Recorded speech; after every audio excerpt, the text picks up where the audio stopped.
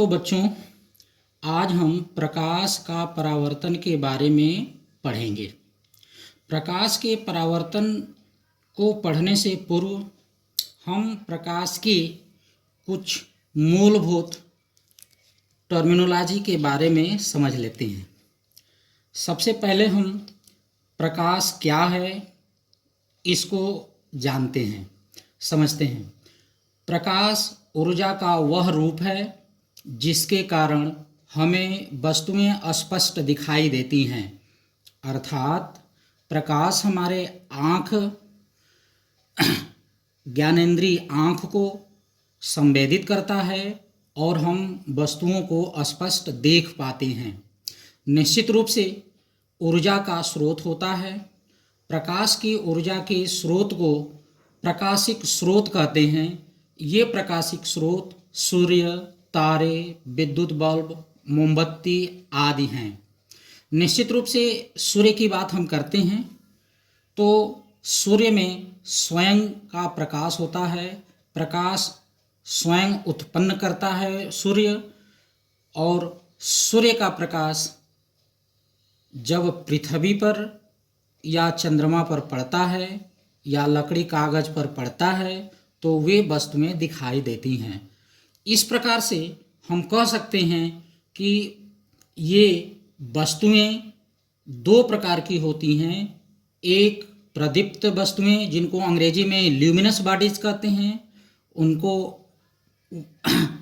वे वस्तुएं जो स्वयं प्रकाश उत्पन्न करती हैं, प्राकृतिक रूप से सूर्य, तारे, अप्राकृतिक रूप से विद्युत बल्ब, मोमबत्ती इत्यादि।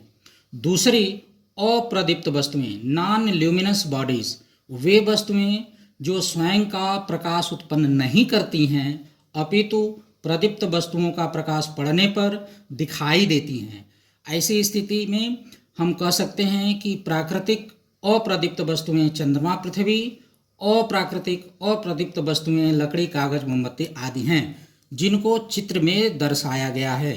यहाँ स्टार, सन, ये प्रदीप्त वस्तुएं हैं प्राकृतिक रूप से। मून, अर्थ, जिसको चंद्रमा और पृथ्वी क्रमशः कहते हैं, ये अप्रदीप्त वस्तुएं हैं, सूर्य के प्रकाश से प्रकाशित होती हैं। इनका स्वयं का प्रकाश नहीं होता है। अब आगे हम प्रकाश के गुण के बारे में पढ़ेंगे। प्रकाश के गुण अर्थात प्रॉपर्टीज ऑफ लाइट। प्रकाश के सामान्यतया 4 गुण देखे जाते हैं। पहला गुण है प्रकाश विद्युत चुंबकीय अनुप्रस्थ तरंगों के रूप में साधारणतः सीधी रेखाओं में चलता है। सूर्य से पृथ्वी पर जो प्रकाश आ रहा है वो आपको दिखाई दे रहा है चित्र में, एक सीधी रेखा में है। आगे दूसरा, प्रकाश संचरण के लिए माध्यम की आवश्यकता नहीं होती है। निर्वात में प्रकाश की चाल 3 गुणे 10⁸ मीटर प्रति सेकेंड होती है। आप जानते हैं पृथ्वी से सूर्य के मध्य निर्वात, वायुमंडल दोनों होता है, माध्यम और निर्वात दोनों होता है। सूर्य से पृथ्वी तक प्रकाश माध्यम और बिना माध्यम दोनों की स्थितियों में प्रकाश संचरित होकर पृथ्वी तक पहुंचता है। तीसरा गुण है चमकदार पृष्ठों से प्रकाश का परावर्तन होता है तथा एक माध्यम से दूसरे माध्यम में प्रकाश के जाने पर उसका अपवर्तन होता है। चौथा गुण है चूँकि प्रकाश से सारी वस्तुएं दिखाई देती हैं, इसलिए इसका दूसरा नाम दृश्य प्रकाश है, और दृश्य प्रकाश की तरंग दैर्ध्य 3900 एंगस्ट्रॉम से 7800 एंगस्ट्रॉम होती है।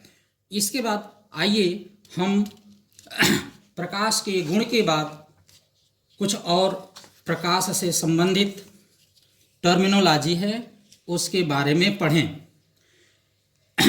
आइए जानें कि प्रकाश किरण किसे कहते हैं। प्रकाश किरण क्या होती है, तो आपको बता दें, प्रकाश यदि चलता है तो हम प्रकाश के चलने के पथ को प्रकाश किरण कहते हैं। अर्थात समझे यहाँ से, यदि प्रकाश ए से बी तक चलता है और ए से बी तक एक लाइन खींचकर तीर द्वारा दिखा दिया जाए तो इसे हम कहेंगे प्रकाश किरण। दूसरा टर्मिनोलॉजी है प्रकाश पुंज अर्थात बीम ऑफ लाइट। अब हम प्रकाश पुंज के बारे में जानें। एक या एक से अधिक प्रकाश किरण या प्रकाश किरणों के समूह को प्रकाश पुंज कहते हैं। यहाँ देखें, 1 2 3 4 प्रकाश की किरणें हैं। 1 2 3 4 प्रकाश की किरणें हैं। 1 2 3 4 प्रकाश की किरणें हैं। इनको हम प्रकाश पुंज के नाम से जानते हैं, इसलिए कि यह प्रकाश किरणों का समूह है।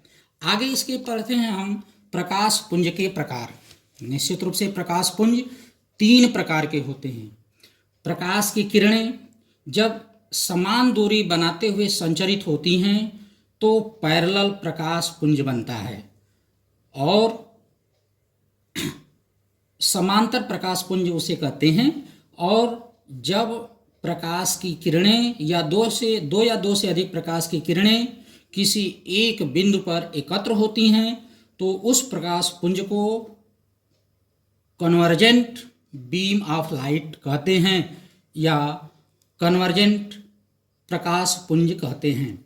ठीक इसी प्रकार से हम डाइवर्जेंट बीम ऑफ लाइट के बारे में बताएं। जब ये 2 या 2 से अधिक प्रकाश की किरणें किसी एक बिंदु से निकलती हैं, फैलती हुई प्रतीत होती हैं, तो उन्हें हम डाइवर्जेंट बीम ऑफ लाइट कहते हैं। इस प्रकार से प्रकाश किरण और प्रकाश पुंज पढ़ने के बाद हम प्रकाश का परावर्तन पढ़ने के लिए तैयार हो गए। अब आइए हम पढ़ते हैं प्रकाश का परावर्तन, reflection of light. Reflection of light क्या होती है ये हम जानें, ये पढ़ें। प्रकाश का परावर्तन क्या होता है इसको जानने के लिए इस तरह से कहा जा सकता है कि जब प्रकाश किसी पालिशदार व चिकने तल पर गिरता है तो उसका अधिकांश भाग वापस लौट आता है। प्रकाश के चिकने तल से टकराकर लौटने की इस प्रक्रिया को हम प्रकाश का परावर्तन कहते हैं। आपको एक प्रयोग करके दिखाएं, बताएं कि यदि प्रकाश चिकने तल को समझने के लिए हम दर्पण का सहारा ले रहे हैं और इसके बाद हम देख रहे हैं कि यहाँ चिकने तल पर प्रकाश पड़ करके वह टकरा करके लौट रहा है जो मेरे हाथ पर पड़ रहा है। इस प्रकार हम प्रकाश के परावर्तन को समझ सकते हैं। यहीं पर यह देखें कि यह चिकना तल दर्पण यदि लिए हैं तो प्रकाश परावर्तित होकर के हाथ पर पड़ रहा है, लेकिन यहीं पर यह चिकना तल रुक्ष हो जाए तो यह प्रकाश टकरा करके वापस नहीं आता है या बहुत अल्प मात्रा में आता है, नगण्य मात्रा में आता है। तो इस प्रकार से हम निश्चित रूप से हम परावर्तन के प्रकार को जानने का प्रयास करेंगे, प्रकार में वर्गीकरण करने का प्रयास करेंगे। इस प्रकार से हम पढ़ेंगे परावर्तन के प्रकार। परावर्तन के प्रकार के बारे में पढ़ने के लिए हम पृष्ठ की प्रकृति को आधार बनाते हैं और कहते हैं कि किसी पृष्ठ से परावर्तित प्रकाश की मात्रा पृष्ठ की प्रकृति पर निर्भर करती है। पृष्ठ की प्रकृति के आधार पर प्रकाश के परावर्तन को 2 भागों में विभाजित किया गया है। कितने भागों में विभाजित किया गया है? 2 भागों में। तो इस तरह से पहला है नियमित परावर्तन, जिसको हम कहते हैं स्पेकुलर रिफ्लेक्शन या रेगुलर रिफ्लेक्शन। रेगुलर रिफ्लेक्शन क्या होता है? रेगुलर रिफ्लेक्शन चिकने या पालिशदार पृष्ठ जैसे दर्पण से परावर्तित किरणें एक दूसरे की समानांतर होती हैं तो नियमित परावर्तन होता है। अर्थात यदि दर्पण या चिकने या पॉलिशदार से परावर्तित किरणें जो मिलती हैं वो सभी समानांतर होती हैं, इसलिए परावर्तित प्रकाश की मात्रा अधिक होने के कारण वो हाथ पर दिखाई देती हैं। अनियमित परावर्तन, इर्रेगुलर या डिफ्यूज रिफ्लेक्शन कहते हैं, खुरदरे या आंशिक पृष्ठ जैसे दीवार, यहाँ पर हमने दीवार के रूप में, वृक्ष के रूप में दर्पण को बताया है, दर्पण के लकड़ी पक्ष भाग को बताया है, उसको आप समझ लें। खुरदरे या आंशिक खुरदरे पृष्ठ से परावर्तित किरणें एक दूसरे के समानांतर न होकर विभिन्न दिशाओं में फैल जाती हैं तो अनियमित परावर्तन होता है। अर्थात वो समानांतर न होकर के विभिन्न दिशाओं में फैल जाती हैं, इसलिए परावर्तित प्रकाश की मात्रा न्यूनतम नगण्य होने के कारण परावर्तित प्रकाश की मात्रा हाथ पर कम दिखाई देती है या नहीं दिखाई देती है। नियमित परावर्तन और अनियमित परावर्तन को इस चित्र के द्वारा भी समझा जा सकता है। नीचे प्रथम भाग में ये सभी एक दूसरे के समानांतर परावर्तित किरणें हैं, यहाँ पर असमानांतर परावर्तित किरणें हैं, नियमित परावर्तन है, अनियमित परावर्तन है। प्रकाश के परावर्तन और प्रकार जानने के पश्चात हम परावर्तन के नियम को जानेंगे। प्रकाश के परावर्तन का क्या नियम है? प्रकाश के परावर्तन के दो नियम हैं। इन दोनों नियमों को जानने के पहले हम उनसे संबंधित किरण आरेख के बारे में पढ़ लेते हैं। प्रकाश परावर्तन का किरण आरेख समझ लेते हैं, इसके बाद परावर्तन के नियम के बारे में हम जानेंगे। प्रकाश के परावर्तन का किरण आरेख यहाँ चित्र में बना दिया गया है। यहाँ आपतन कोण I और परावर्तन कोण R होगा। अब इस चित्र को सबसे पहले समझ लेते हैं।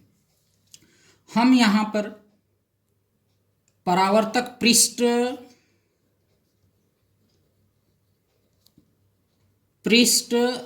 दर्पण के रूप में लिए हुए हैं, जो काफ़ी स्मूथ है, चिकना है, पॉलिश किया हुआ है। इस तल पर NB B बिंदु पर अभिलंब खींचा जाता है। B बिंदु को आपतन बिंदु के नाम से भी जाना जाता है। A और B बिंदुओं के बीच में जो प्रकाश किरण है उसे आपतित किरण का नाम AB, ठीक इसी प्रकार परावर्तित किरण BC है और M1 M2 मिरर है। यहाँ पढ़ लिया जाए। आपतन कोण, आपतित किरण तथा अभिलंब के बीच का कोण आपतन कोण कहलाता है। परावर्तित किरण तथा अभिलंब के बीच का कोण परावर्तन कोण कहलाता है। इस तरह हम इस प्रकाश के परावर्तन के किरण आरेख को समझने के बाद प्रकाश के परावर्तन के नियम को समझते हैं। प्रकाश के परावर्तन के दो नियम हैं। पहला, आपतित किरण अर्थात AB, आपतन बिंदु पर अभिलंब अर्थात NB, परावर्तित किरण अर्थात BC, तीनों एक ही तल में होते हैं, जैसा कि चित्र से दृश्य है। दूसरा नियम है परावर्तन कोण R सदैव आपतन कोण I के बराबर होता है, अर्थात I बराबर R, कोण I बराबर R, यह हमेशा सत्यापित होता है। एक केस आती है इसमें कि यदि प्रकाश अभिलंबवत आपतित होता हो तो परावर्तन कोण कितना होगा, तो ऐसी स्थिति में पढ़ा जाता है। अभिलंब आपतन के लिए I बराबर जब 0 हो जाएगा तो R बराबर 0 होगा। यह परावर्तन का दूसरा नियम है।